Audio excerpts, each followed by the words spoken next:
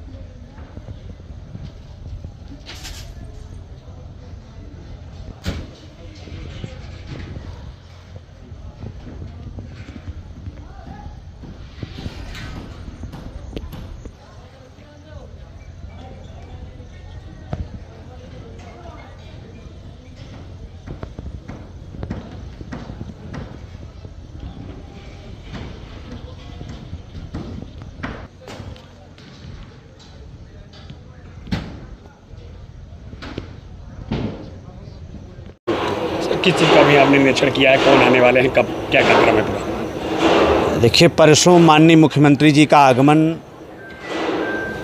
मझवा मिर्ज़ापुर माँ विंध्यवासिनी की धरती पर होने जा रहा है। पूरे जनपद मिर्ज़ापुर के लोग उत्साहित हैं। कई विकास परियोजनाओं का शिलान्यास होने वाला है और पहले से जो विकास की योजनाएं चल रही हैं, जो पूरी हो गई हैं, उनका लोकार्पण भी होने वाला है। तो एक अच्छा कार्यक्रम है और ऐसे जगह पर इस कार्यक्रम को पार्टी ने बुलाया है कि इधर आसपास का जो इलाका है, आप लोग भी जानते हैं कि काफ़ी पिछड़ा इलाका रहा है। ये अभी माननीय मुख्यमंत्री जी का आगमन इस इलाके में हुआ नहीं, तो जनता में भी भारी उत्साह है। विशेष तौर पर हमारे जो युवा हैं, हमारी जो माताएं बहनें हैं, अपने माननीय मुख्यमंत्री जी को सुनने के लिए, उनको देखने के लिए उत्साहित हैं।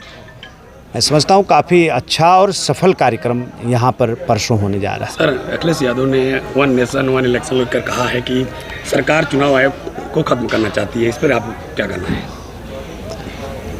देखिए, अखिलेश यादव जी और पूरी समाजवादी पार्टी,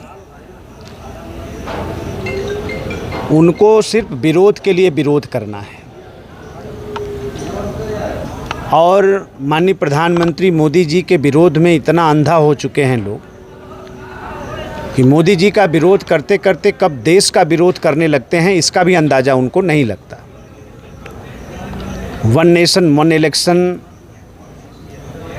पूरे देश से सहमति बनाई गई। सबसे ज़्यादा युवाओं ने इसका समर्थन किया। हमारे सम्मानित प्रेस का भी समर्थन मिला, हमारे न्यायपालिका का भी समर्थन मिल रहा है। बुद्धिजीवी वर्ग ये चाहता है और ये पहली मर्तबा नहीं हो रहा है। 1952 से लेकर प्रथम चुनाव से हम देखें और वहाँ से 1971 तक लगातार इस देश में एक साथ लोकसभा और विधानसभा के चुनाव हुए हैं। समय की बचत होगी, जनता की गाढ़ी कमाई का जो पैसा है वो बचेगा, वो विकास काम में लगेगा। नहीं तो आप सब लोग वाकिफ़ हैं इस बात से। देश के अंदर 32 राजनीतिक दलों ने इस प्रस्ताव का समर्थन किया है। कुछ ऐसे संकीर्ण मानसिकता के दल हैं जिनको सिर्फ मोदी जी के किसी भी पहल का विरोध करना है, ऐसे लोग विरोध कर रहे हैं। अच्छा, अखिलेश जी ने एनसीआरबी के डाटा को लेकर के सरकार से सवाल पूछा है कि क्या इनकाउंटर से प्रदेश की कानून व्यवस्था ठीक हो गई है? नहीं, एनसीआरबी का डाटा जो अखिलेश जी दिखाते हैं तो उनके ज़माने में क्या होता था कि कहीं आंकड़े प्रभावित न हो जाएं, आंकड़ों को दबाने के लिए एनसीआरबी के आंकड़े जो आते हैं वो उनके सरकार के प्रतिकूल न हो, इसलिए एफआईआर पर रोक लगी हुई थी। हमारे यहाँ क्या है, 2017 से जब से भाजपा की सरकार बनी है, योगी जी की सरकार बनी है, पूरी तरीके से पुलिस स्वतंत्र है और सख्त आदेश है कि कोई भी पीड़ित थाने पर जाता है, आपके पास जाता है तो आप सबसे पहले उसका मुकदमा लिखिए और बाद में जांच करिए। अगर सही पाया जाता है तो कार्रवाई आगे बढ़ाइए, नहीं तो और भी रास्ते हैं। ठीक है।